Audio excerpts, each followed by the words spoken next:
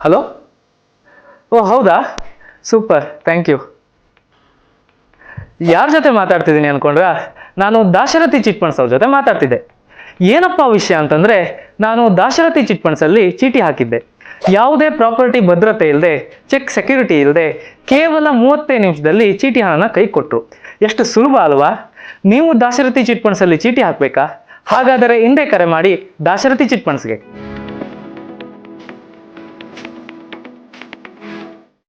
ನಮಾಮಿ ಶಂಕರ. ಸದಾಶಿವ ಸಮಾರಂಭ ಶಂಕರಾಚಾರ್ಯ ಮಧ್ಯಮಾಂ ಅಸ್ಮದಾಚಾರ್ಯ ಪರ್ಯಂತಂ ವಂದೇ ಗುರು ಪರಂಪರಾ. ಶ್ರುತಿ ಸ್ಮೃತಿ ಪುರಾಣಾನಾಂ ಆಲಯಂ ಕರುಣಾಲಯಂ ನಮಾಮಿ ಭಗವತ್ಪಾದಂ ಶಂಕರಂ ಲೋಕಶಂಕರಂ. ನಾಡಿನ ಸಮಸ್ತ ವೀಕ್ಷಕ ಬಂಧುಗಳ ಪಾದಾರವಿಂದಗಳಿಗೆ ನನ್ನ ಶಿರಸಾಷ್ಟಾಂಗ ನಮಸ್ಕಾರಗಳು. ಎಲ್ಲರಿಗೂ ಶುಭೋದಯ. ಮಾತೃದೇವೋ ಭವ. ದಾಶರಥಿ ಚಿಟ್ಸ್ ಪ್ರೈವೇಟ್ ಲಿಮಿಟೆಡ್ ಅರ್ಪಿಸುವ ನಿಮ್ಮ ನಮಾಮಿ ಶಂಕರ ಆಧ್ಯಾತ್ಮಿಕ ಕಾರ್ಯಕ್ರಮಕ್ಕೆ ತಮಗೆಲ್ಲರಿಗೂ ಆದರದ ಸ್ವಾಗತ. ಬನ್ನಿ ಇವತ್ತಿನ ಪಂಚಾಂಗ ಫಲ ನೋಡೋಣ. 21ನೇ ತಾರೀಕು ಅಕ್ಟೋಬರ್ 2025 ಮಂಗಳವಾರ. ಶ್ರೀ ವಿಶ್ವಾವಸುನಾಮ ಸಂವತ್ಸರೆ, ದಕ್ಷಿಣಾಯನೆ, ಶರದ್ ಋತು, ಅಶ್ವಯುಜ ಮಾಸೆ, ಕೃಷ್ಣ ಪಕ್ಷದ ಅಮಾವಾಸ್ಯ, ಚಿತ್ತಾ ನಕ್ಷತ್ರ, ವಿಷ್ಕುಂಭ ಯೋಗ, ನಾಗವಾನ್ ಕರ್ಣ ಇವತ್ತಿನ ಪಂಚಾಂಗ ಫಲ.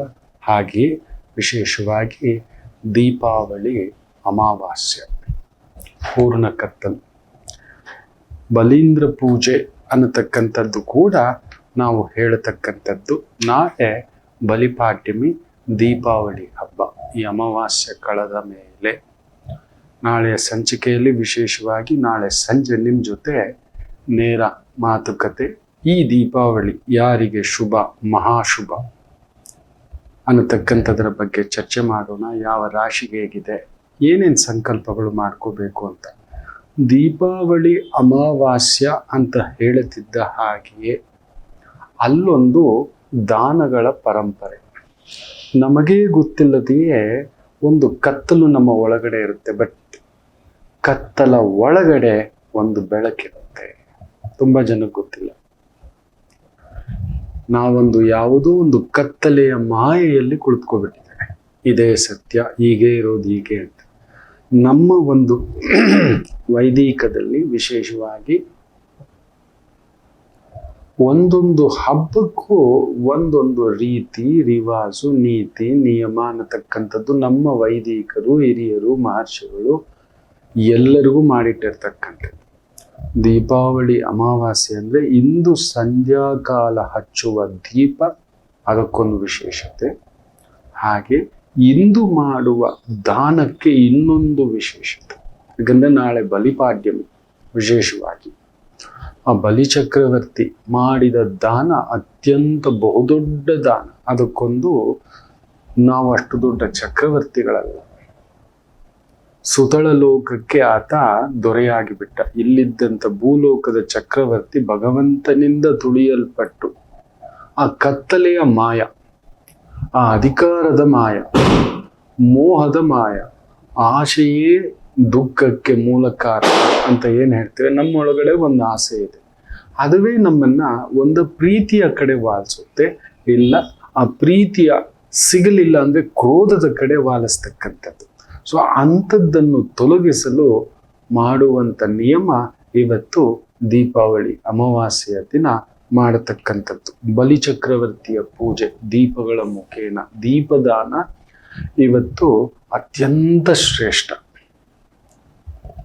ಒಬ್ಬೊಬ್ಬರಿಗೆ ಒಂದೊಂದು ಕೋರಿಕೆ ಇರುತ್ತೆ ಮಕ್ಕಳೇ, ಒಬ್ಬೊಬ್ಬರಿಗೂ ಒಂದೊಂದು ಕೋರಿಕೆ ಇರುತ್ತೆ. ಅದರಲ್ಲೂ ದೀಪಾವಳಿ ಅಂದ್ರೇನೆ ದಾನ, ಬೇರೆ ಮಾತೇ ಇಲ್ಲ.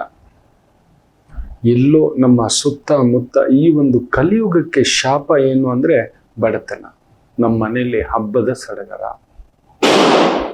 ಪಟಾಕಿಗಳು ಹೊಡೆಯೋದು, ಹೊಸ ಬಟ್ಟೆ ಹಾಕೋದು, ಕಜ್ಜಾಯ ಮಾಡ್ಕೊಂಡು ತಿನ್ನೋದು, ರಜೆಗಳು ಬೇರೆ.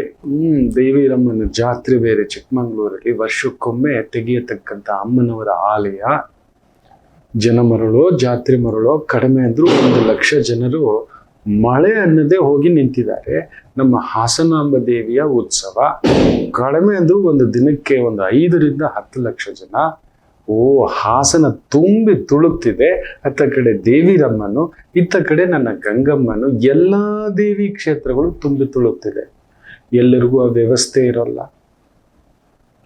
ಎಲ್ಲರಿಗೂ ಅಂತ ಕ್ಷೇತ್ರಗಳ ದರ್ಶನ ಮಾಡುವ ಯೋಗ ಇರೋದಿಲ್ಲ. ಅದಕ್ಕೆ ಈ ದೀಪಾವಳಿ ಅಮಾವಾಸ್ಯೆಯನ್ನ ಇಟ್ಟಿರೋದು. ನಮ್ಮ ಸುತ್ತಮುತ್ತ ಇಂಥದ್ದು ಒಂದು ಬರಗಾಲದ ಒಂದು ವ್ಯವಸ್ಥೆಯಲ್ಲಿ ತುಂಬಾ ಜನ ಇದ್ದಾರೆ. ಎಲ್ಲೋ ಒಂದು ಅವರವರ ಕರ್ಮಕ್ಕೆ ಅನುಸಾರವಾಗಿ ಕೆಲವೊಂದು ಕಷ್ಟ ಕೋಟಲೆಗಳ ಒಳಗಡೆ ನಲುಗ್ತಿರ್ತಾರೆ. ದೀಪಾವಳಿ ಅಮಾವಾಸ್ಯೆ ಅಂದ್ರೆ ಒಂದು ಸಂಕಲ್ಪ ಮಕ್ಕಳೇ, ಅದೊಂದು ವಿಶೇಷತೆ. ಒಂದೊಂದಕ್ಕೂ ಒಂದೊಂದು ಸಂಕಲ್ಪವಿದೆ. ನನ್ನ ಮಾತು ಕೇಳಿ, ನಿಮ್ಮ ಶಕ್ತಿಯಾನುಸಾರ ಇವತ್ತು ಹೇಳಿರೋ ಈ ದಾನಗಳನ್ನ ಇವತ್ತಿನ ಸಂಧ್ಯಾ ಕಾಲದಲ್ಲಿ ಮಾಡಿ ಮಕ್ಕಳ, ಅದೊಂದು ಅದ್ಭುತ ಸಂಕಲ್ಪ ಆಗುತ್ತೆ. ನಿಮಗೆ ಗೊತ್ತಿಲ್ಲ, ಅದನ್ನ ಬಂದು ವೈಜ್ಞಾನಿಕವಾಗಿ ಕೂಡ ಒಪ್ಕೊಬಿಟ್ಟಿದ್ದಾರೆ. ವಿಜ್ಞಾನವೂ ಒಪ್ಕೊಬಿಟ್ಟಿದೆ. ದಾನದಿಂದ ನಿಮ್ಮ ಏಳಿಗೆ ಆಗುತ್ತದೆ ಅನ್ನತಕ್ಕಂಥದ್ದನ್ನ ಸೈಂಟಿಫಿಕ್ ಪ್ರೂಫ್ ಇದೆ. ಸೈಂಟಿಫಿಕ್ ಕೊಟ್ಬಿಟ್ರೆ ಆಗ್ಬಿಡುತ್ತ ಗುರುಗಳೇ ಅನ್ನತಕ್ಕಂಥದ್ದು ಇದೆ. ವಾರೆನ್ ಬಫೆಟ್ ನೋಡಿ, ಅಲ್ಲೊಂದು ವಿಚಿತ್ರ. ಆ ಮಹಾ ಶ್ರೀಮಂತ 13ನೇ ವಯಸ್ಸಿಗೆ ಲಕ್ಷಾಧೀಶ್ವರ, ಹುಟ್ಟಿದ್ದು ಶನಿ ನಕ್ಷತ್ರದಲ್ಲಿ, ಅನುರಾಧ ನಕ್ಷತ್ರ. ನೋಡಿ, ಅದಕ್ಕೆ ಜಾತಕಗಳನ್ನ ನಾವು ತುಂಬಾ ಸ್ಟಡಿ ಮಾಡ್ತಲೇ ಇರ್ತೇವೆ. ಏನಿರ್ಬೋದು, ಯಾವುದ ಶಕ್ತಿ ಆ ತಾಯಿ ಲಕ್ಷ್ಮೀನಾರಾಯಣರು ಅಂಥದೊಂದು ಅಂತಸ್ತು, ಚತುರತೆ, ಕೆಡಿಸ್ಕೊಳ್ಳದೆ ಒಂದ್ ಸ್ವಲ್ಪ ದುಡ್ಡು ಬರ್ತಿದ್ದಾಗೆ ನೀವು ನೋಡಿ ಒಬ್ಬೊಬ್ರು ಒಂಥರ ಹಾಕೊಂಡು ಏನೋ ಹವಾ ಮಾಡೋದು. ಹಿರಿಯಜ್ಜ ಹೆಚ್ಚು ಕಡಿಮೆ 70-95 ವರ್ಷ ಆಗಿದೆ ವಾರೆನ್ ಬಫೆಟ್. ಏನದು ಇವತ್ತಿಗೂ ಕೂಡ ಒಂದು ಸ್ವಲ್ಪ ಗರ್ವವಾದರೂ ಅಹಂಕಾರವಾದರೂ ಅಷ್ಟು ದೊಡ್ಡ ದುಡ್ಡು ಏನಪ್ಪ ಇದು ಕಾರಣ ಅಂತ ಅನ್ಸುತ್ತೆ. ಅಷ್ಟಕ್ಕೂ ವೃಶ್ಚಿಕ ಲಗ್ನದಲ್ಲೇ ಚಂದ್ರ, ಅನುರಾಧ ನಕ್ಷತ್ರ. ನೋಡಿ, ಲಗ್ನಕ್ಕೆ ಯೋಗಕಾರಕರು ಯಾರು? ಮುಖ್ಯವಾಗಿ ಸೂರ್ಯ, ಚಂದ್ರ, ಕುಜ, ಗುರು. ಇವರು ಮುಖ್ಯವಾಗಿ ಅಲ್ಲೊಂದು ವೈಬ್ರೇಷನ್ ಕೊಡ್ತಕ್ಕಂಥದ್ದಾಗುತ್ತೆ. 2-8ರಲ್ಲಿ ನೋಡಿ ವಿಪರೀತ ದುಡ್ಡನ್ನ ಕೊಡತಕ್ಕಂಥ ರಾಹುಕೇತುಗಳ ಪ್ರಭಾವ. ದಿಢೀರ್ ಶ್ರೀಮಂತರಾಗ್ತಾರೆ, ಅಗಣಿತ ಶ್ರೀಮಂತರಾಗ್ತಾರೆ, ಇಲ್ಲ ಅಗಣಿತ ಶ್ರೀಮಂತರು ಕೆಳಗಡೆ ಬೀಳ್ತಾರೆ ಅನ್ನತಕ್ಕಂಥದ್ದಕ್ಕೆ ಇವೆಲ್ಲ ಜಾತಕಗಳ ಪರಾಮರ್ಶೆ ಏನಕ್ಕೆ ತಿಳಿಸ್ತಿದ್ದೇನೆ ಅಂದ್ರೆ ನಿಮಗೂ ಕೂಡ ಈ ರಹಸ್ಯಗಳು ತಿಳಿಯಬೇಕು. ಯಾವ ಸಮಯಕ್ಕೆ ನಮಗೆ ಇದರ ಒಂದು ಪ್ರಭಾವ, ಒಳಿತು ಕೆಡುಕು ಆಗುತ್ತದೆ ಅನ್ನತಕ್ಕಂಥದ್ದು. ವೃಶ್ಚಿಕ ಲಗ್ನಕ್ಕೆ ಬಾಧಕರು ಶುಕ್ರ ಹಾಗೂ ಬುಧ. ಶನಿ ಅಂತೂ ಇನ್ನಷ್ಟು ಪ್ರಭಾವವಾಗಿ ಬೀರತಕ್ಕಂಥದ್ದಾಗುತ್ತೆ. ಆದರೆ ಲಗ್ನದಲ್ಲಿರತಕ್ಕಂಥ ಆ ಚಂದ್ರದಶೆ ಸ್ವಲ್ಪ ಬಾಧೆ ಕೊಟ್ಟರೂ ಕೂಡ ಕಷ್ಟಪಟ್ಟು ಅಲ್ಲಿ ನೋಡಿ 11ನೇ ಮನೆಯಲ್ಲಿ ಶುಕ್ರ ಬುಧ. ಯಾರ ಮನೆಯಲ್ಲಿ? ಕನ್ಯಾ ರಾಶಿಯಲ್ಲಿ. ಬುಧನಿರುವಂತ ನಾರಾಯಣನ ಮನೆಯಲ್ಲಿ ಶುಕ್ರ. ವಿಪರೀತ ರಾಜಯೋಗ ಅಂತ ಹೇಳ್ತಾರೆ. 11ನೇ ಮನೆಯಲ್ಲಿ ಶುಕ್ರ ಬುಧ ಇತ್ತು ಅಂದ್ರೆ ಅದೊಂದು ವಿಸ್ಫೋಟದಷ್ಟು ದುಡ್ಡು ಕೊಡಬೇಕು. ಅದು ಕೂಡ ಸಾಧಕ ನಕ್ಷತ್ರಗಳಲ್ಲಿರಬೇಕು. ನೀವು ನಂಬಲ್ಲ, ಅಲ್ಲಿ ಶಶಿಮಂಗಳ ಯೋಗ ಆಗುತ್ತೆ. ಲಕ್ಷ್ಮೀನಾರಾಯಣರ ಯೋಗದ ಜೊತೆ ಶಶಿಮಂಗಳ ಯೋಗ. ಈ ಒಂದು ಜಾತಕಕ್ಕೆ ಭಾಗ್ಯಾಧಿಪತಿ ಯಾರು? ಚಂದ್ರ. ಆ ಚಂದ್ರ ನಕ್ಷತ್ರ ಹಾಗೂ ಕುಜನ ನಕ್ಷತ್ರದಲ್ಲಿ 11ನೇ ಮನೆಯಲ್ಲಿ ಶುಕ್ರ ಬುಧ ಕುಳಿತಿದ್ದಾರೆ. ಸಪ್ತಮೇ ಲಾಭಸ್ಥಾನ, ಅಷ್ಟಮೇ ಲಾಭಸ್ಥಾನ, ಲಾಭೇ ಲಾಭಸ್ಥಾನ. ವಿಪರೀತ ಅದು ಕುಳಿತಿರೋದು ಚಂದ್ರ ಹಾಗೂ ಕುಜನ ಸಾರದಲ್ಲಿ. ಚಿತ್ತಾ ನಕ್ಷತ್ರ ಹಾಗೂ ಹಸ್ತ ನಕ್ಷತ್ರ ಅಂದ್ರೆ ಅವರಿಗೆ ಬಂದಂತ ಬುಧ ದಶೆ ಎಲ್ಲೋ ತಗೊಂಡೋಗಿ ನಿಲ್ಲಿಸ್ಬಿಡ್ತು. ಅಷ್ಟಮಾಧಿಪತಿ ಅಲ್ವಾ, ಆದರೆ ಕುಳಿತಿದ್ದದ್ದು ಭಾಗ್ಯಾಧಿಪತಿ ನಕ್ಷತ್ರ. ಆ ಬುಧ ದಶೆ ಮಹಾಪ್ರವರ್ಧಮಾನವಾಗಿ ಅವರ ಬುದ್ಧಿ, ಚುರುಕು, ಮೇಧಸ್ಸು ಇವೆಲ್ಲದರ ಮೇಲೆ ಪ್ರಭಾವ ಬೀರಬಿಡ್ತು. ನೀವು ನಂಬೋಲ್ಲ, ಅವರ ಜಾತಕದಲ್ಲಿ ಗುರು ಬಂದು ಮಿಥುನದಲ್ಲಿ. ನೋಡಿ, ಈಗಲೂ ಗುರು ಬಂದು ಮಿಥುನದಲ್ಲಿ ಹೆಚ್ಚು ಕಡಿಮೆ ಒಂದು 70% ತನ್ನ ಸಂಪತ್ತನ್ನೆಲ್ಲ ದಾನ ಮಾಡ್ಬಿಡ್ತಾನೆ ಮನುಷ್ಯ. ಅಲ್ಲಿ ನೋಡಿ, ಗುರು ಅಷ್ಟಮ, ಏನೋ ಒಂದು ಸತ್ಕಾರ್ಯ ಮಾಡಬೇಕು, ಜನಗಳಿಗೆ, ಪ್ರಜೆಗಳಿಗೆ, ಸಮಾಜಕ್ಕೆ ತಾನು ದುಡಿದ ಎಷ್ಟೋ ದುಡ್ಡು ನಾವು ನೆನೆಸಲಾರೆವು. ನಾವು 70 ರೂಪಾಯಿ ದಾನ ಮಾಡಲ್ಲ. ಅದಕ್ಕೆ ಈ ದೀಪಾವಳಿ ಅಮಾವಾಸ್ಯೆಗೆ ಏನಕ್ಕೆ ಇಂಥದೊಂದು ವಿಸ್ಮಯಕಾರಿ ಶಕ್ತಿ ಹೇಗೆ ಬಂತು, ಯಾವ ರೀತಿ ಬಂತು, ಎಲ್ಲಿಂದ ಬಂತು, ಏನಕ್ಕೆ ಅಷ್ಟೊಂದು ಸಂಪತ್ತು ಭಗವಂತ ಕೆಲವರಿಗೆ ಕೊಡ್ತಾನೆ, ಕೆಲವರಿಗೆ ಮಾತ್ರ, ಎಲ್ಲರಿಗೂ ಕೊಡೋದಿಲ್ಲ.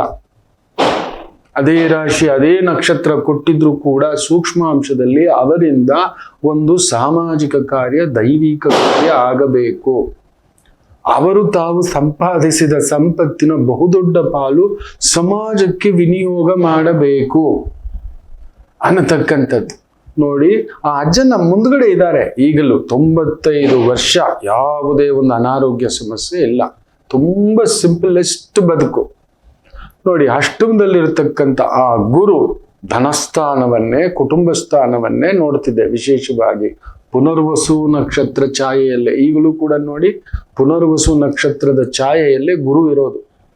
ಆ ಅಜ್ಜ ಮೊನ್ನೆ ತಾನೇ ದಾನ ಮಾಡಿದೆ, ಮಾಡ್ತಲೇ ಇದೆ ಅಜ್ಜ. 10 ಪಟ್ಟು, 100 ಪಟ್ಟು, 1000 ಪಟ್ಟು ದಾನ ಮಾಡಿದಷ್ಟು.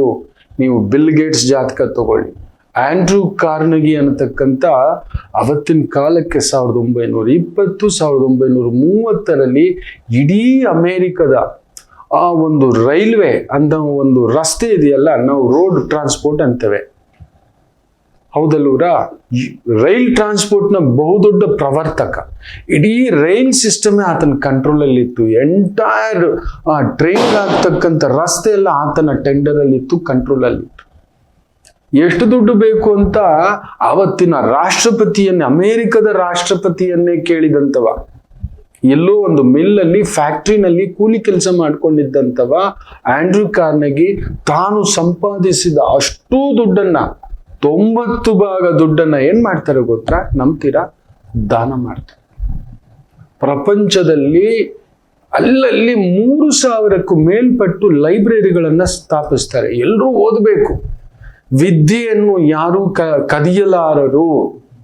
ವಿದ್ಯೆಯನ್ನ ಪಡೆದವ ಜ್ಞಾನ ಪಡಿತಾನೆ, ಒಳ್ಳೇದಕ್ಕೆ ಬಳಸ್ತಾನೆ ಅಂತ ಹೇಳಿಬಿಟ್ಟು ತುಂಬಾ ದೊಡ್ಡ ದೊಡ್ಡ ಲೈಬ್ರರಿಗಳನ್ನೆಲ್ಲ ವಿದ್ಯಾಸಂಸ್ಥೆಗಳಿಗೆ ದಾನ ಮಾಡ್ತಾರೆ ಆಂಡ್ರೂ ಕಾರ್ನೆಗಿ.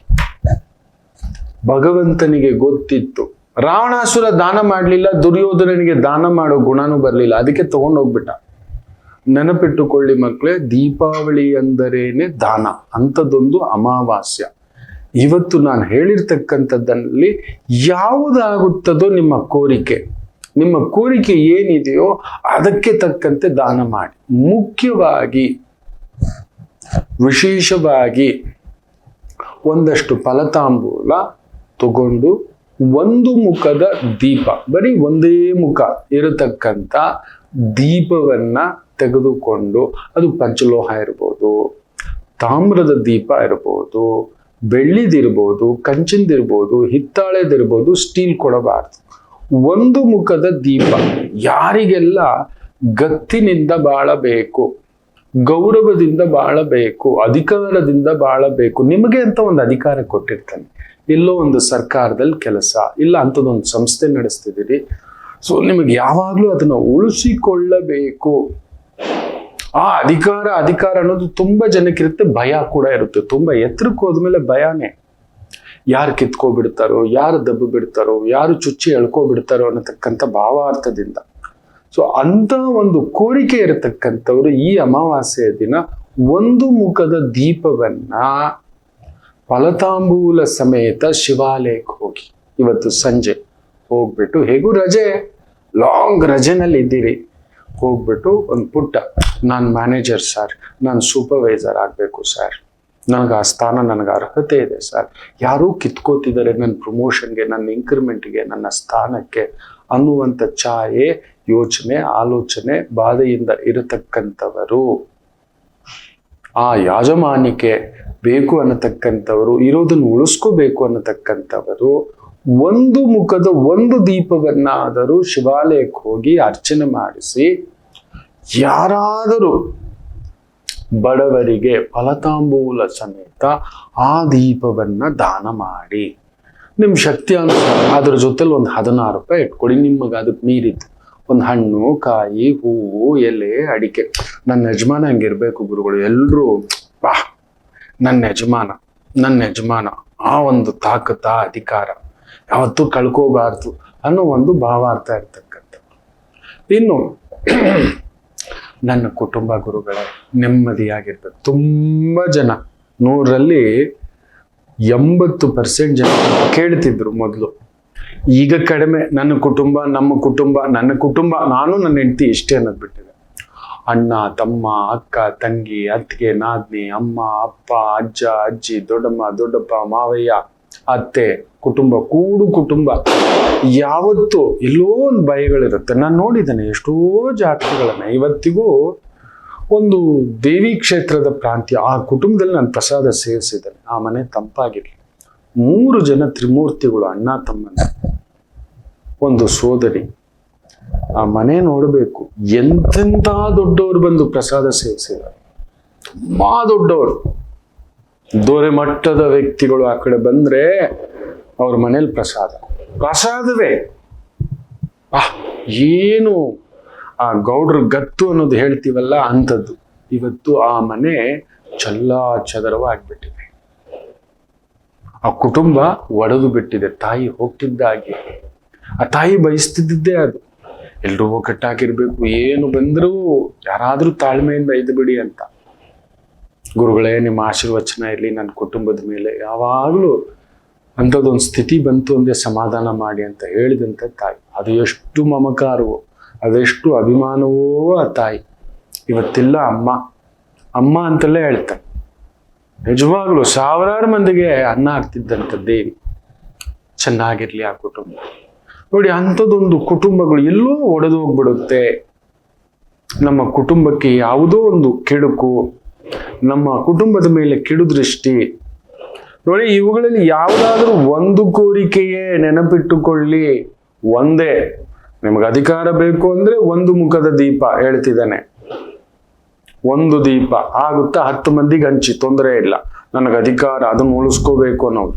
ಹಾಗೆ ನನ್ನ ಕುಟುಂಬ ಹೀಗೆ ಇರಬೇಕು, ಯಾವುದು ಹೊಡಿಬಾರ್ದು, ಸಮಾಧಾನವಾಗಿರ್ಬೇಕು, ನೆಮ್ಮದಿಯಾಗಿರ್ಬೇಕು, ಅಮ್ಮನ ಜೊತೆ, ಅಪ್ಪನ ಜೊತೆ, ಕುಟುಂಬದ ಜೊತೆ ಅಂತ ಬಯಸ್ತಕ್ಕಂಥವರು 2 ಮುಖದ ದೀಪ ಇಲ್ಲವೇ ಒಂದೊಂದು ಮುಖದ 2 ದೀಪ. ಹತ್ತಿರದಲ್ಲಿ ಯಾವುದಾದರೂ ಗ್ರಾಮ ದೇವಿಗೆ ಇವತ್ತು ಹೋಗಿ ಫಲತಾಂಬೂಲ ಸಮೇತ ಹೋಗ್ಬಿಟ್ಟು ಪೂಜೆ ಮಾಡಿಸಿ, ಅರ್ಚನೆ ಮಾಡಿಸಿ, ಆ ಪುರೋಹಿತರಿಗೆ ದಾನ ಮಾಡಿಬಿಡಿ. ಪುರೋಹಿತರಿಗೆ, ಪುರದ ಹಿತ ಬಯಸುವವರೇ ಪುರೋಹಿತರು. ಆ ಆಚಾರ್ಯರಿಗೆ ನಿಮ್ಮ ಶಕ್ತಿಯಾನುಸಾರ ಹೂವು, ಹಣ್ಣು, ಎಲೆ, ಅಡಿಕೆ ಏನಾಗುತ್ತೋ ಒಂದು 16 ರೂಪಾಯಿ ಇಟ್ಟು 2 ಮುಖದ ದೀಪ ಇಲ್ಲವೇ 2 ದೀಪ, ಒಂದೊಂದು ಮುಖದ 2 ದೀಪ ದಾನ ಮಾಡಿಬಿಡಿ. ತುಂಬ ವಿಸ್ಮಯಕಾರಿ ಶಕ್ತಿ ಆಗುತ್ತೆ ನಿಮ್ಮ ಕುಟುಂಬ ಪೋಷಣೆ, ಕುಟುಂಬ ರಕ್ಷಣೆ. ಒಟ್ಟು ಕುಟುಂಬ ಅನ್ನತಕ್ಕಂಥದ್ದು ನೆಮ್ಮದಿಯಾಗಿರುತ್ತೆ ಮಕ್ಕಳು.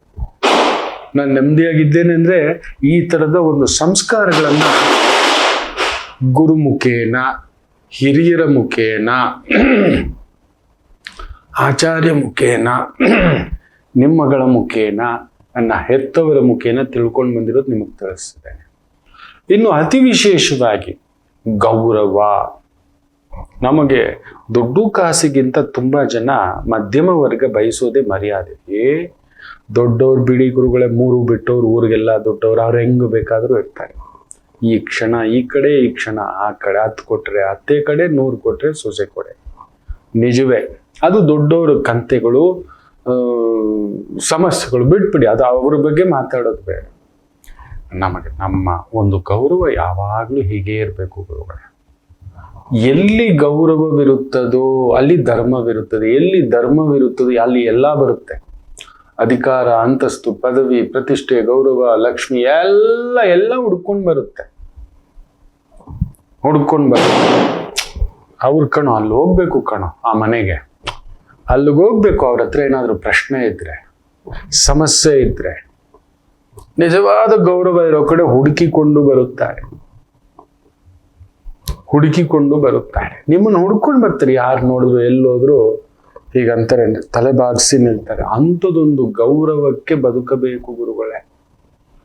ಎಲ್ಲೂ ಇದು ಕದಲ್ಬಾರ್ದು ಗುರುಗಳೇ. ಎಲ್ಲೋದ್ರೂ ಇದಿರ್ಬೇಕು. ಇದನ್ನ ಎಲ್ಲರೂ ಹಾಕ್ಲಿಕ್ಕೆ ಆಗೋಲ್ಲ. ನಮ್ಮ ನಾಡಿನ ಸಂಪ್ರದಾಯ ತುಂಬಾ ದಡ್ರ ಗೊತ್ತಿಲ್ಲ. ಈ ರೀತಿ ಒಂದು ಶಲ್ಯ ಹಾಕೋದು ಅಂದ್ರೆ ಏನ್ ಸುಮ್ನೆನಾ? ಅವನಲ್ಲಿ ಆ ತೇಜಸ್ಸು, ಬ್ರಹ್ಮ ತೇಜಸ್ಸು ಇದೆ ಅನ್ನತಕ್ಕಂಥದ್ದು ಒಂದು ಶಲ್ಯ ಹಾಕಿಸ್ಕೋಬೇಕು ಅಂದ್ರೂ ಕೂಡ ನೆನ್ಪಿಟ್ಕೊಳ್ಳಿ. ತುಂಬಾ ಜನ ಇವತ್ತು ಲುಂಗಿ ತರ ಪಂಚೆ ಕಟ್ಕೊಂಡು ಶರ್ಟ್ ಹಾಕೊಂಡು ಚೈ ಎಲ್ಲ ಇರ್ಬೇಕು. ಒಂದು ಪಂಚೆ ಉಡ್ತೀರಿ ಅಂದ್ರೆ ಇದಿರ್ಬೇಕು. ಸುಮ್ನೆ ಹಂಗಲ್ಲ. ಅದೊಂದು ಗತ್ತು. ಹಿರಿಯಣ್ಣ, ನಮ್ಮ ಹಿರಿಯ ಯಜಮಾನ, ನಮ್ಮ ದೊಡ್ಡಪ್ಪ, ನಮ್ಮ ಮಾವಯ್ಯ ಅನ್ನತಕ್ಕಂಥದ್ದು ಆ ತರದ ಒಂದು ಗತ್ತು. ಇದೊಂದು ಶಲ್ಯ, ನೆನ್ಪಿಟ್ಕೊಳ್ಳಿ. ಸುಮ್ಮನೆ ಅಲ್ಲ.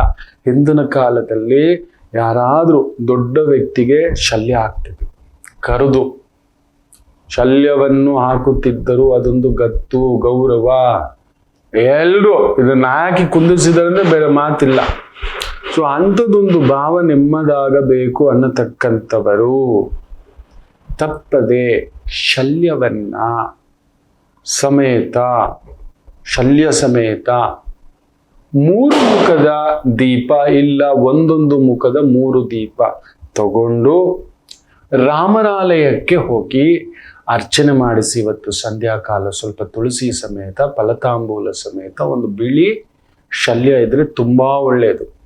ವೀರ್ಯಂ, ಗೌರವಂ, ಕೆಂಪು ತಗೊಂಡು ಹೋಗಿ ಪೂಜೆ ಮಾಡಿಸಿ, ಯಾರಾದ್ರೂ ಹಿರಿಯರಿಗೆ, ಗುರು ಸಮಾನಸ್ಥರಿಗೆ ಅವರಿಗೆ ದಾನ ಮಾಡತಕ್ಕಂಥದ್ದು ಮಾಡಿ.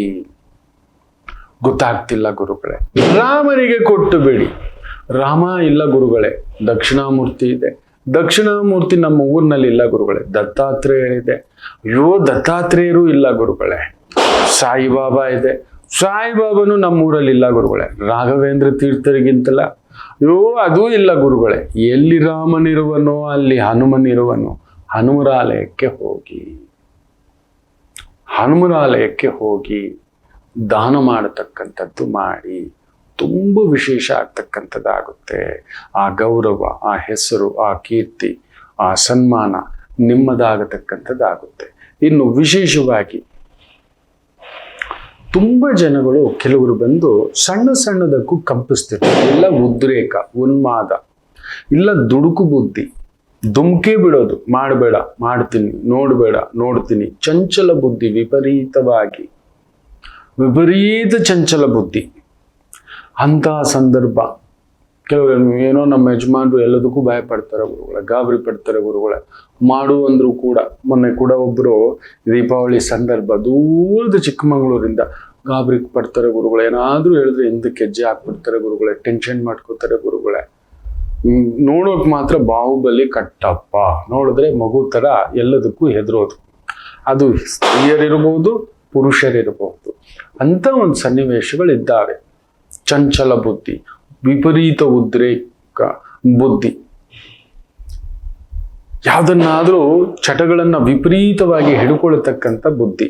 ಇಂತಹ ಸಂದರ್ಭದಲ್ಲಿ ಇವತ್ತು ಒಂದು ಪಾತ್ರೆಯ ತುಂಬ ಒಳ್ಳೆ ಹಾಲಾಕಿ, ಅದೆಷ್ಟಾಗುತ್ತೆ? ನೀವು 1 ಲೀಟರ್ ಆಗ್ಬೋದು, 2 ಲೀಟರ್ ಆಗ್ಬೋದು, 3 ಲೀಟರ್ ಆಗ್ಬೋದು, 4 ಲೀಟರ್ ಆಗ್ಬೋದು. ಒಂದು ಪಾತ್ರೆ, ಸ್ಟೀಲ್ ಪಾತ್ರೆ, ಇಲ್ಲ ಕಂಚಿನ ಪಾತ್ರೆ, ಇಲ್ಲ ಹಿತ್ತಾಳೆ ಪಾತ್ರೆ, ಈ ಥರದ್ದು ಯಾವುದಾದರೂ ಸರಿ. ಅದ್ರ ಕೆಳಗಡೆ ಒಂದು ತಟ್ಟೆ ಇಟ್ಟು ಅಕ್ಷತೆಯ ಸಮೇತ ಪಾತ್ರೆ ಹಾಲು ಹಾಕ್ಬಿಟ್ಟು ಒಂದು ಸ್ವಲ್ಪ ಗೋಡಂಬಿ ದ್ರಾಕ್ಷಿ ಇಟ್ಟು ಫಲತಾಂಬೂಲ ಸಮೇತ ತಗೊಂಡು ಗ್ರಾಮದೇವರಾದರೂ ಸರಿ, ಇಲ್ಲವೇ ಶಿವಾಲಯ ಇದ್ರೂ ಸರಿ, ಹೋಗ್ಬಿಟ್ಟು ಅರ್ಚನೆ ಮಾಡಿಸಿ ಆಲಯಕ್ಕೆ ಕೊಟ್ಟು. ಈ ಒಂದು ಮನೋಭೀತಿ, ಮನೋಚಾಂಚಲ್ಯ, ವಿಪರೀತ ಭಯ, ರಾತ್ರಿ ಹೊತ್ತಾದ್ರೆ ಎಲ್ಲೂ ಹೊರಗಡೆ ಹೋಗೋದಿಲ್ಲ, ನಿದ್ರೆಗಳಲ್ಲಿ ಕಂಸೋದು, ಹಲ್ಲು ಕಟಕಟ ಕಟಕಟ ಕಟಕಟ ಅನ್ನೋದು, ಪೊಲೀಸ್ ಬಂದ್ಬಿಡ್ತಾರೆ, ಇನ್ನೊಂದಾಗುತ್ತೆ ಅದಾಗುತ್ತೆ. ಕೆಲವೊಂದು ಹುದ್ದೆಗಳಲ್ಲಿರೋರಿಗೆ ತಾವು ಮಾಡೋ ತಪ್ಪಿಗೆ 10 ರೂಪಾಯಿ ಕೆಲಸಕ್ಕೆ ಒಂದು 10 ಲಕ್ಷ ರೂಪಾಯಿ ತರ ಗಾಬರಿ ಪಡ್ತಿರ್ತಾರೆ ಮಾಡ್ಲಿಕ್ಕೆ, ಮುಂದಕ್ಕೆ ಹೋಗ್ಲಿಕ್ಕೆ. ಅಂತ ಒಂದು ಭಾವದಿಂದ ನಲುಗ್ತಿದ್ದೀರಿ ನೀವು. ಆ ಪಾತ್ರೆಯ ತುಂಬ ಹಾಲು ಸೇರಿಸಿ ಕೊಟ್ಟು ಬಿಡತಕ್ಕಂಥದ್ದು ದಾನ ಮಾಡಿ, ತುಂಬ ವಿಶೇಷ. ಇನ್ನು ಕೆಲವು ಹೆಂಗಸರು ಪುರುಷರ ತರ ಆಡ್ತಾರೆ. ನಾವು ಹೇಳ್ತೀವಿ ಇದೇನು ಗಂಡು ಬೀರಿ ತರ ಆಡ್ತಾಳೆ ಇವಳು ಅಂತ ಹೇಳ್ತಾರೆ. ಅವ್ರಾಗೆ ಅದು ವಿಪರೀತ ಆಗೋಯ್ತು ಅಂದ್ರೆ ಅದು ತಾಪ. ಏನ್ ಮಾಡೋಕ್ರಿ, ಕೂತ್ಕೊಳ್ರಿ, ನಮಗ್ ಗೊತ್ತಿಲ್ಲ ನಿಮಗೆ, ಭಾರಿ ಕಷ್ಟ. ಮನೆಯೊಂದು 3 ಭಾಗಲೆಲ್ಲ 30 ಬಾಗಿಲು ಆಗ್ಬಿಡುತ್ತೆ ಅಂತ ಸಂದರ್ಭದಲ್ಲಿ. ಮನೆಯೊಂದು 3 ಭಾಗಲೆಲ್ಲ 30 ಬಾಗಿಲು. ಇನ್ನೂ ಕೆಲವರು ಪುರುಷರು ಇರ್ತಾರೆ, ನೋಡೋಕೆ ಪುರುಷ ಸ್ವರೂಪ, ಸ್ತ್ರೀ ತತ್ವ. ನಾನು ಅವನಲ್ಲ, ಏನೇನೆ ಹೋಗಮ್ಮ, ಎಲ್ಲದಕ್ಕೂ ಭಯ. ಅವನು ಹೋಗಲ್ಲ, ದುಡ್ದ ತಂದ ಕೊಟ್ಟ, ರೀ ಇನ್ನೊಂದು ಕಂಪ್ನಿಗೆ ಚೇಂಜ್ ಮಾಡ್ಕೊಳ್ರಿ, ಅಯ್ಯೋ ಸುಮ್ನಿರಮ್ಮ, ಆ ಕಂಪ್ನಿ ಹೆಂಗಿರುತ್ತೋ, ಅವ್ರ ಯಜಮಾನ ಹೆಂಗಿರ್ತಾನೋ, ಆ ಕೆಲಸ ಹೆಂಗಿರುತ್ತೋ, ನೀ ದೂರದಲ್ಲಿ ಕೆಲಸ ಬಂದಿದೆ ಹೋಗ್ಬೋದಲ್ವ, ಅಯ್ಯೋ ಬಿಟ್ಟು ಹೆಂಗ್ ಹೋಗೋದು, ಹೆಂಡ್ತಿನ ಬಿಟ್ಟು ಹೋಗಲ್ಲ, ಮಕ್ಕಳನ್ನ ಬಿಟ್ಟು ಹೋಗಲ್ಲ, ಅಮ್ಮ ಅಪ್ಪನ ಬಿಟ್ಟು. ಯಾವಾಗ ನೋಡಿದ್ರು ಅಮ್ಮನ ಮಾತೆ ಗುರುಗಳೇ, ಯಾವಾಗ ನೋಡಿದ್ರು ಅಮ್ಮನ ಮಾತು. ಪುರುಷ ರೂಪ ಸ್ತ್ರೀ ತತ್ವ. ಸ್ತ್ರೀಗಿರ್ಬೇಕಾದಂತ ಅನುಮಾನಗಳು ಹೇಗಿರ್ತವೋ, ನನ್ನ ಗಂಡ ಇವತ್ತು ಡ್ಯೂಟಿಗೆ ಏನಾಯ್ತೋ, ಟೈಮಿಗೆ ಸೇರಿದ್ರ, ತಿಂಡಿ ತಿಂದ್ರ, ಮಧ್ಯಾಹ್ನ ಊಟ ತಿಂದ್ರ, ಇವತ್ತೇನೋ ಇಂಕ್ರಿಮೆಂಟ್ ಅಂದಿದ್ರು, ದೀಪಾವಳಿ ಬೋನಸ್ ಅಂದಿದ್ರು, ಏನಾಯ್ತೋ, ಸಂಜೆ ಮಗ ಸ್ಕೂಲಿಂದ ಬಂದ, ಕಾಲೇಜಿಂದ ಟೈಮಿಗೆ ಬರ್ತಾನ, ಅಲ್ಲಿಂದ ಬಸ್ಸಿಂದ ಎಳಿಬೇಕಾದ್ರೆ ಇನ್ನೊಂದಾಯ್ತು ಅಂದ್ರೆ, ಇನ್ನೊಂದು ಟ್ಯಾಕ್ಸಿಲಿ ಬರ್ಬೇಕಾದ್ರೆ ಸುಮ್ಮನೆ ಹಿಂಗೆ ಬಿಟ್ಕೋತಿರ್ತಾರೆ. ಸ್ತ್ರೀಯರಿಗೆ ಹಾಗೆ ಏನನ್ನ ಇಟ್ಕೋತಾರೆ ಅದನ್ನ ಇಟ್ಕೊಂಡು ಗಿರಿಗಿಟ್ಲೆ ಸುತ್ತಾ ಇರ್ತಾರೆ. ಆ ತರದ ವಿಪರೀತ ಚಂಚಲ ಭಾವ ಪುರುಷರಿಗೆ ಬಂದುಬಿಟ್ರೆ ಭಾರಿ ಕಷ್ಟ. ಪುರುಷರಿಗೆ ತಾನು ಮಾಡೋ ಕೆಲಸದ ಮೇಲೆ ವಿಪರೀತ ಅನುಮಾನಗಳ ಪುರುಷ, ತಾನು ಮಾಡುವ ಕರ್ತವ್ಯದ ಮೇಲೆ ವಿಪರೀತ, ಹಿಂಗಾಗ್ಬಿಟ್ರೆ ಹಂಗಾಗ್ಬಿಟ್ರೆ, ಅದಾಗ್ಬಿಟ್ರೆ ಇದಾಗ್ಬಿಟ್ರೆ ಅನ್ನತಕ್ಕಂಥ ಕಂಪಿಸ್ತಕ್ಕಂಥ ಪುರುಷ. ಇಲ್ಲ, ಪುರುಷನಿಗೆ ಮೀರಿದ ಬಲ, ನಡ್ರಿ ಆ ಮನೆ ಅಷ್ಟೆ.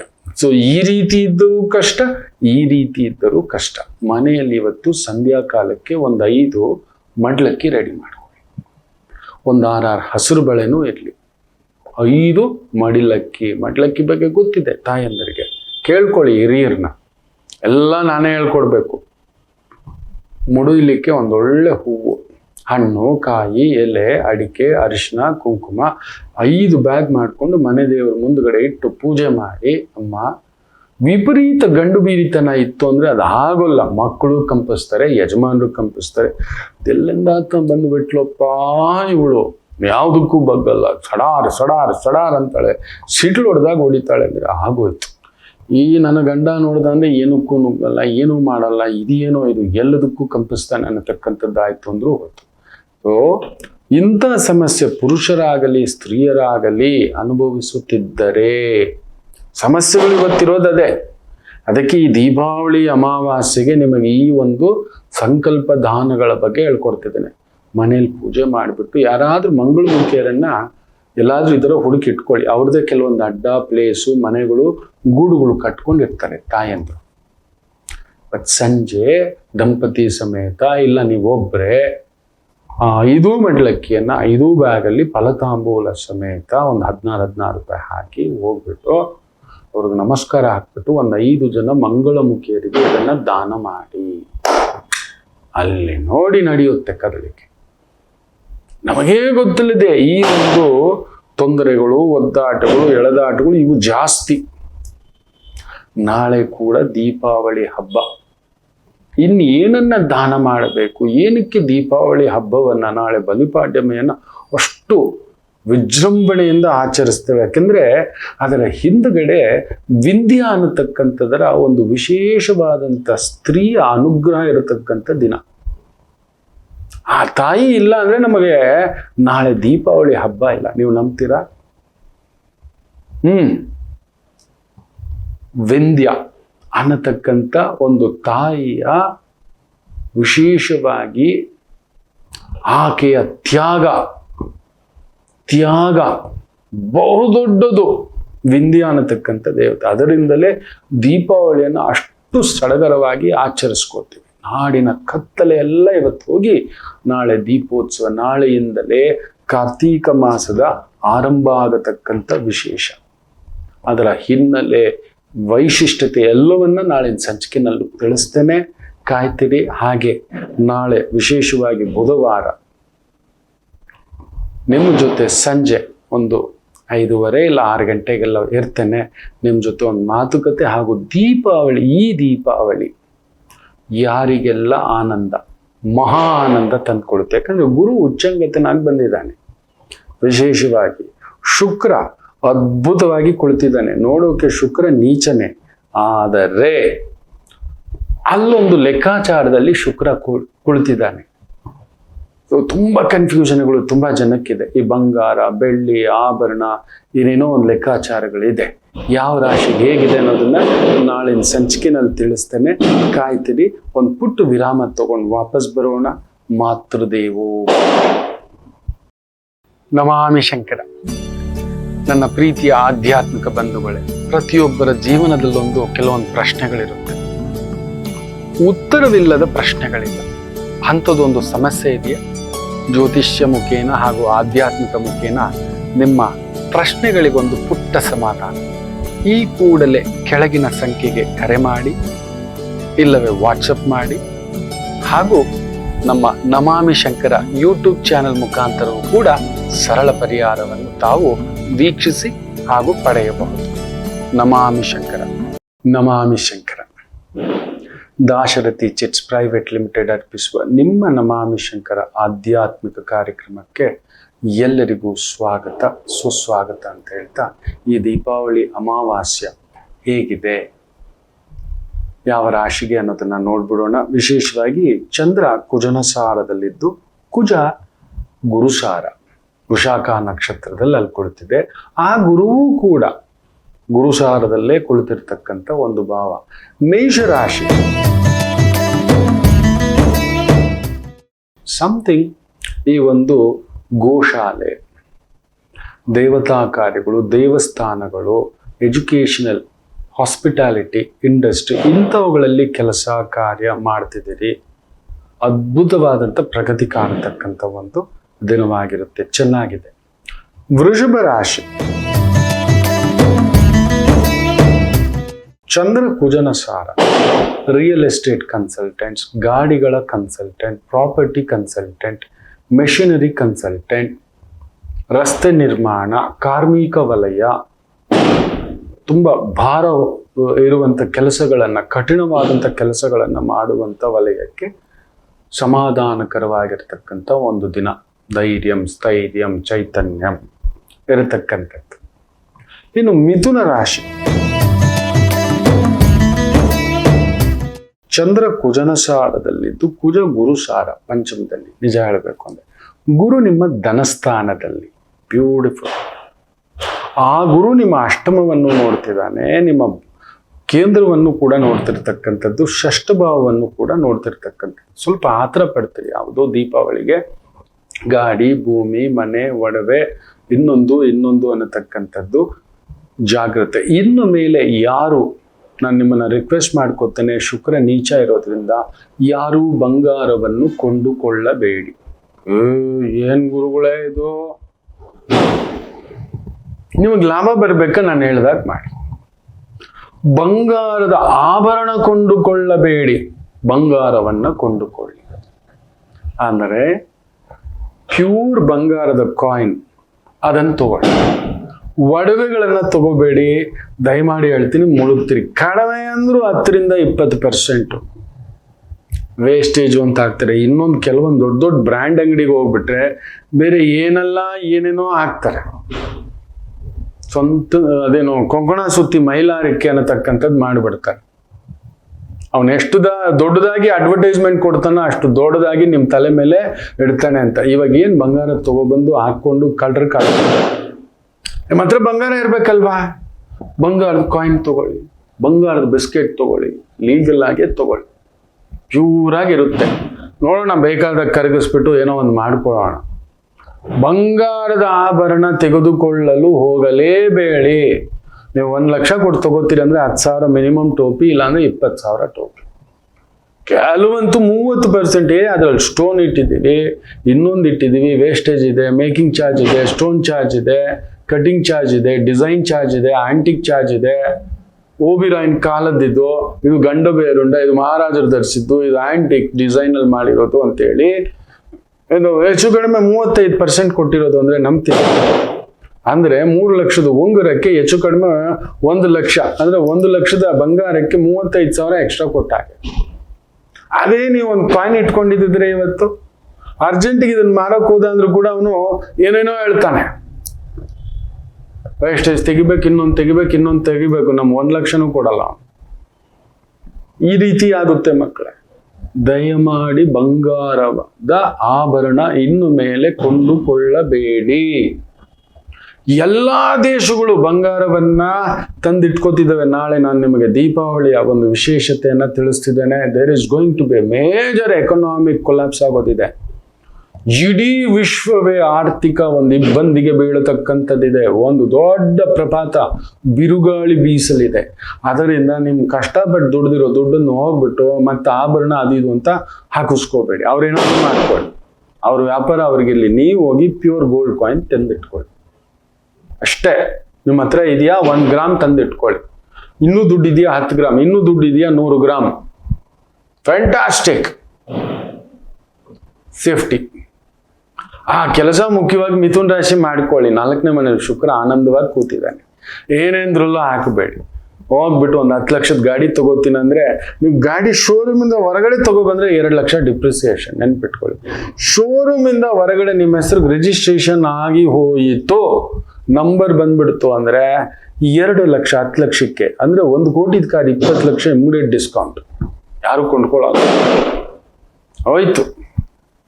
3 ವರ್ಷದಲ್ಲಿ 50% ಡಿಸ್ಕೌಂಟ್. ಒಂದು 6-7 ವರ್ಷದಲ್ಲಿ 3 ಲಕ್ಷ ಕೊಡಲ್ಲ 10 ಲಕ್ಷದ ಕಾರು. ಈಗೆಲ್ಲ ಟ್ಯಾಕ್ಸಿ ಬಟನ್ ಒತ್ತಿದ್ರೆ ಟ್ಯಾಕ್ಸಿ ಮನೆಗೆ ಬರುತ್ತೆ. ನೋಡೋಣ, ನಮ್ಮ ಆದಾಯ ವಿಪರೀತವಾಗಿದೆ ಅಂದ್ರೆ ಆಗ ತಗೊಳ್ಳೋದು, ನೋಡೋದು, ಮಾಡೋಣ. ದಯಮಾಡಿ ದುಡುಕ್ಬೇಡಿ. ಮಿಥುನ್ ರಾಶಿಯವ್ರು ಸ್ವಲ್ಪ ಟ್ರಿಗರ್ ಪಾಯಿಂಟ್ಸ್ಗಳು, ಸ್ವಲ್ಪ ಎಚ್ಚರಿಕೆ ಆಯ್ತು, ನೋಡ್ಕೊಳ್ಳಿ. ಇನ್ನು ಕರ್ಕಾಟಕ ರಾಶಿ ಬ್ಯೂಟಿಫುಲ್ ಡೇ. ಹಬ್ಬದ ಸಡಗರ, ಸಂಭ್ರಮ, ಆಲಯ ದರ್ಶನ, ಆತ್ಮೀಯರ ಒಡನಾಟ, ಸುತ್ತಾಟ ಇವೆಲ್ಲವನ್ನು ಪಡೆಯತಕ್ಕಂಥ ಒಂದು ದಿನ. ಚೆನ್ನಾಗಿದೆ. ಸಿಂಹ ರಾಶಿ ಕುಜ 3ನೇ ಮನೆಯಲ್ಲಿ, ಚಂದ್ರ ಕುಜ ಶಶಿಮಂಗಳ ಯೋಗ ಬ್ಯೂಟಿಫುಲ್. ಆ ಒಂದು ಚಿತ್ತಾ ನಕ್ಷತ್ರ ಸಿಂಹರಾಶಿಗೆ ಧನಸ್ಥಾನದಲ್ಲಿ, ಶುಕ್ರ ಬೇರೆ, ಚಂದ್ರ ನಕ್ಷತ್ರ, ಶಶಿಮಂಗಳ ಯೋಗವೇ ಚೆನ್ನಾಗಿದೆ. ಅಧಿಕಾರಕ್ಕೋಸ್ಕರ ಏನಾದರೂ ಪ್ರಯತ್ನ ಮಾಡ್ತಿದ್ದೀರಿ ಅಂದ್ರೆ ಮಾಡಿ. ಯಾವುದಾದ್ರೂ ಆಲಯ ನಿರ್ಮಾಣ, ಒಂದು ಶಾಲೆ ನಡೆಸ್ತಿದ್ದೀರಿ, ನೋಡ್ಕೋತಿದ್ದೀರಿ, ದೊಡ್ಡ ದೊಡ್ಡ ಧರ್ಮಛತ್ರಗಳು, ಅಂತ ಒಂದು ಧರ್ಮದ ಕಾರ್ಯಗಳಲ್ಲಿ ವಿಶೇಷ ಪ್ರಗತಿ, ಗೌರವ ಹುಡುಕಿ ಬರುತ್ತದೆ. ಕನ್ಯಾ ರಾಶಿ ಚಂದ್ರ ಕುಜನಸಾರ, ಕುಜ ಗುರುಸಾರ, ಗುರು 11ನೇ ಮನೆ ಚೆನ್ನಾಗಿದೆ. ಭೂಮಿಯ ಒಂದು ವಿಶೇಷ, ಒಂದು ವಾಹನ ತಗೋಬೇಕು, ಗಾಡಿ ತಗೋಬೇಕು. ನೀವು ಅಷ್ಟೇ ಕನ್ಯಾ ರಾಶಿಯವ್ರು ಸ್ವಲ್ಪ ಆಸೆಗೆ ಬೀಳ್ತೀರಿ. ದೀಪಾವಳಿಗೆ GST 10% ಕಡಿಮೆ ಆಗಿದೆಯಂತೆ, 15% ಅಂತ ಕೆಲಸಕ್ಕೆ ಹೋಗ್ಬೇಡಿ. ಹಾಸಿಗೆ ಇದ್ದಷ್ಟು ಸ್ವಲ್ಪ ಕಾಲ್ಚಾಚಿ. ನೀವು ಬ್ರ್ಯಾಂಡು ಮಗು, ನೀವು ಕನ್ಯಾ ರಾಶಿ. ಓ ಮೈ ಗುಡ್ನೆಸ್, ನೀವು ಯಾವಾಗಿದ್ರೂ ಒಂಥರ ದೊಡ್ಡದಾಗಿರ್ಬೇಕು ಅನ್ನೋದೊಂದು ಯೋಚನೆ. ದೊಡ್ಡ ಚೇರು, ದೊಡ್ಡ ಫರ್ನಿಚರು, ಲಕ್ಸುರಿ, ಈ ಥರದ್ದೆಲ್ಲ ನಾನು ನೋಡಿದ್ದೇನೆ. ಕನ್ಯಾ ರಾಶಿಯವರು ವಾ, ದೇವತಾ ಸ್ವರೂಪ, ದೇವರು ಲಕ್ಷ್ಮಿ ನಿಮಗೆ ಅನುಗ್ರಹ ಯೋಗ. ಯಾಕಂದ್ರೆ ಧನಸ್ಥಾನವೇ ಶುಕ್ರ, ಧನಕಾರಕ ಶುಕ್ರ ನಿಮ್ಮನೆಲ್ಲೇ ಇದ್ದಾನಲ್ವಾ, ಶಶಿಮಂಗಳ ಯೋಗವಾಗಿ ಖಂಡಿತ. ಅದರಿಂದ ವಿಪರೀತ ಖರ್ಚು ಮಾಡಿ ಇಟ್ಕೊಬಿಡ್ತೀರಿ, ಜಾಗ್ರತೆ. ಇನ್ನು ತುಲಾ ರಾಶಿ ಬ್ಯೂಟಿಫುಲ್. ದೂರದ ಕಾರ್ಯ, ದೂರದ ಕೆಲಸ, ದೂರದ ವೃತ್ತಿ, ದೂರದ ಎಕ್ಸ್ಪೋರ್ಟ್ ಇಂಪೋರ್ಟ್ ಇಂಥವುಗಳಲ್ಲಿ ತೊಡಗಿಸ್ಕೊಂಡಿದ್ದೀರಿ. ಮುತ್ತು ರತ್ನಗಳ ವ್ಯಾಪಾರ, ಮೈನಿಂಗ್ ಇಂಥವುಗಳಲ್ಲಿ ತೊಡಗಿಸ್ಕೊಂಡಿರ್ತಕ್ಕಂಥವ್ರಿಗೆ ವಿಶೇಷ ಅಭಿವೃದ್ಧಿಯನ್ನ ಕಾಣತಕ್ಕಂಥ ಒಂದು ದಿನ. ಆನಂದಕ್ಕೋಸ್ಕರ ಖರ್ಚು. ಇನ್ನು ವೃಶ್ಚಿಕ ರಾಶಿ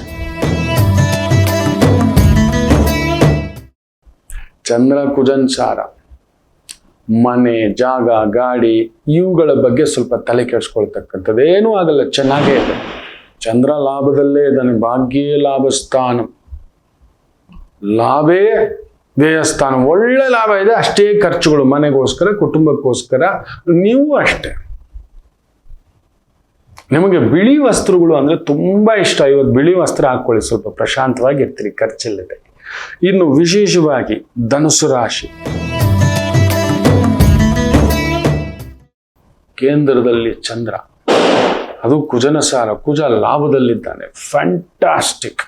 ರಿಯಲ್ ಎಸ್ಟೇಟ್ ಡೀಲ್ಸು, ವೆಹಿಕಲ್. ನೋಡಿ, ಮೊನ್ನೆ ಯಾರೋ ವ್ಯಾಪಾರಸ್ಥರು ಕೂಟ, ಸೇಟುಸು ಅಂತಿರಲ್ವಾ, ಎಲ್ಲರೂ ಸೇರ್ಕೊಂಡು 21 ಕೋಟಿ ಸೇವ್ ಮಾಡಿದ್ದಾರೆ. ಕಾರುಗಳನ್ನ ತಗೋಬೇಕಾದ್ರೆ ಬಿಗ್ಗೆಸ್ಟ್ ಡಿಸ್ಕೌಂಟ್ ಅಲ್ಲಿ 180 ಕಾರ್ ಏನೋ ತಗೊಂಡಿದ್ದಾರೆ. ಒಂದೊಂದು ಕಾರನು 1 ಕೋಟಿ ಲೆಕ್ಕ ಹಾಕೊಳ್ಳಿ. ಡಿಸ್ಕೌಂಟ್ ಅಲ್ಲಿ ತಗೊಂಡಿದ್ದಾರೆ. ಒಂದು ಹೆಚ್ಚು ಕಡಿಮೆ ಒಂದೊಂದು ಕಾರ್ಗೂ ಕೂಡ ಒಂದು 15ರಿಂದ 20 ಲಕ್ಷ ಡಿಸ್ಕೌಂಟ್ ಅಲ್ಲಿ. ನಾವು ಇಷ್ಟು ಕಾರ್ ತಗೋತೀವಿ, ಎಷ್ಟು ಡಿಸ್ಕೌಂಟ್ ಕೊಡ್ತೀಯ ಅನ್ನತಕ್ಕಂಥದ್ದು ಒಂದೇ ಬಾರಿಗೆ. ಅಂಥದ್ದೊಂದು ಜಾಕ್ಪಾಟ್ ನಿಮಗೆ. ರಿಯಲ್ ಎಸ್ಟೇಟು, ಪ್ರಾಪರ್ಟಿ ಡೆವಲಪ್ಮೆಂಟು, ಈ ಮೆಷಿನರಿ ಡಿಪಾರ್ಟ್ಮೆಂಟು, ವೆಹಿಕಲ್ಸ್ ಡಿಪಾರ್ಟ್ಮೆಂಟ್ ಚೆನ್ನಾಗಿದೆ. ಮಕರ ರಾಶಿ, ಸಪ್ತಮೇ ಭಾಗ್ಯಸ್ಥಾನ ಚೆನ್ನಾಗಿದೆ, ತೊಂದರೆ ಏನಿಲ್ಲ. ಪಾಲುದಾರಿಕೆಯ ವ್ಯವಹಾರಗಳು, ಪಾರ್ಟ್ನರ್ಶಿಪ್ ವ್ಯವಹಾರಗಳು, ಸ್ನೇಹಿತರೊಂದಿಗೆ, ಬಂಧುಗಳೊಂದಿಗೆ, ಕನ್ಸಲ್ಟೆನ್ಸಿ, ಹೂವು, ಹಣ್ಣು, ಅಲಂಕಾರ, ಒಪ್ಪ, ಓರಣ, ಈವೆಂಟ್ ಮ್ಯಾನೇಜ್ಮೆಂಟ್, ಅದ್ಭುತ ಅನುಕೂಲ. ಕುಂಭರಾಶಿ,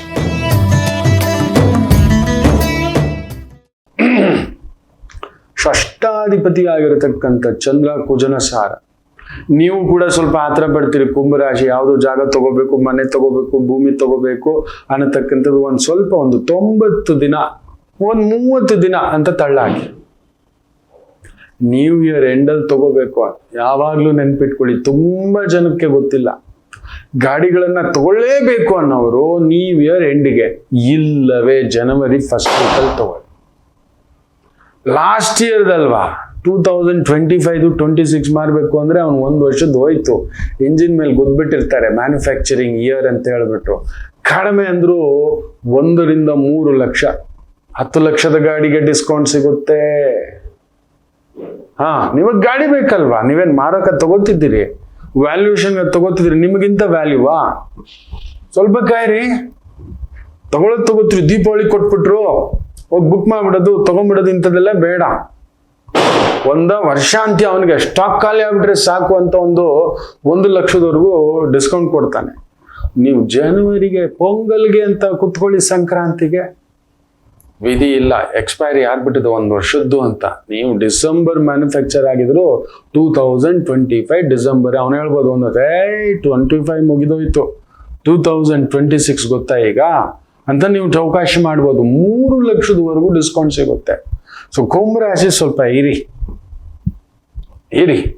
ಯಾವುದೋ ಒಂದು ಜಾಗ, ಭೂಮಿ, ವ್ಯವಹಾರ, beautiful it will take place. ಯಾಕಂದ್ರೆ ಗುರು 6ನೇ ಮನೆ, ನಿಮ್ಮ ಸಾಲಗಳನ್ನ ನಿವಾರಣೆ ಮಾಡಿಕೊಳ್ಳಲು ಅದ್ಭುತ. ಯಾಕಂದ್ರೆ ನಿಮ್ಮ ಧನಸ್ಥಾನವನ್ನ ನೋಡ್ತಿದ್ದಾನೆ, ನಿಮ್ಮ ದಶಮ ಸ್ಥಾನವನ್ನ ಗುರು ನೋಡ್ತಿದ್ದಾನೆ. Fantastic turning point. ದಯಮಾಡಿ ನೀವು ಸ್ವಲ್ಪ ಆತರ ಪಡ್ತೀರಿ, ಮಿಕ್ಕಂತ ಏನು ತೊಂದರೆ ಇಲ್ಲ. Fantastic day. ಇನ್ನು ವಿಶೇಷವಾಗಿ ಮೀನರಾಶಿ,